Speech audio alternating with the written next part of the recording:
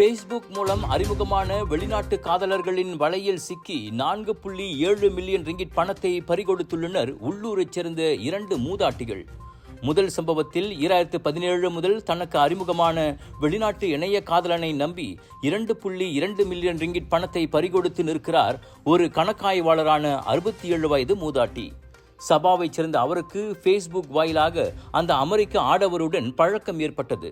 சிங்கப்பூருக்கு மருத்துவ உபகரணங்களை தருவிக்கும் வர்த்தகர் என அவ்வாடவர் தன்னை அறிமுகப்படுத்திக் கொண்டார்.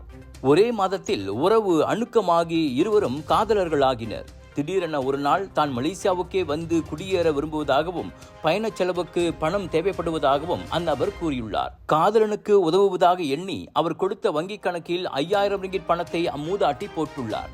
ஆனால் அதுவே அவருக்கு கடைசியாக இருக்கவில்லை. காரணம், அமெரிக்க காதலன் சொந்த பிரச்சனை, வர்த்தக பிரச்சனை என பல்வேறு காரணங்களை கூறி தொடர்ந்து பணம் கேட்டு நச்சரித்துள்ளார்.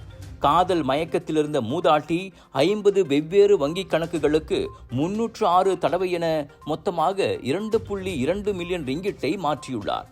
அதில் பாதி பணம் குடும்பத்தாரிடமும் நண்பர்களிடமும் கடன் வாங்கியதாகும். இந்நிலையில் கடந்த மாதம் பேச்சுவாக்கில் தனது நெருங்கிய தோழியிடம் அமெரிக்க இணைய காதலன் குறித்து பேசிய போதே தாம் ஏமாற்றப்பட்டிருப்பதை உணர்ந்து அம்மூதாட்டி போலீசில் புகார் செய்தார். இவ்வேளையில் மற்றொரு மூதாட்டியும் இதே போன்ற லவ் ஸ்கேம் மோசடிக்கு ஆளாகி சுமார் 2.5 மில்லியன் ரிங்கிட்டை இழந்திருப்பதாக புக்கிட் அமான் வர்த்தக குற்ற புலனாய்வுத்துறையின் இயக்குனர் டத்துஸ்ரீ ராம்லி முகமது யூசுப் தெரிவித்தார். இவருக்கோ இங்கிலாந்தைச் சேர்ந்தவர் இணைய காதலர். அவரும் மலேசியா வருவதாகவும் பின்னர் சுங்கத்துறையால் தடுத்து வைக்கப்பட்டதாகவும் அதிலிருந்து வெளியேற பணம் செலுத்த வேண்டும் என்றும் பல கதைகளை கூறியுள்ளார். அனைத்தையும் நம்பிய அம்மாது 13 வெவ்வேறு வங்கிக் கணக்குகளில் 13 தடவை என சுமார் 2.47 மில்லியன் ரிங்கிட்டை போட்டுள்ளார். தொடர்ந்து பணம் கேட்டு வந்ததால் காதலன் மீது சந்தேகம் வந்து அவர் போலீசில் புகார் செய்துள்ளார். இரு மோசடி சம்பவங்களும் குற்றவியல் சட்டத்தின் 420வது பிரிவின் கீழ் விசாரிக்கப்படுவதாக டத்துஸ்ரீ ராம்லி கூறினார்.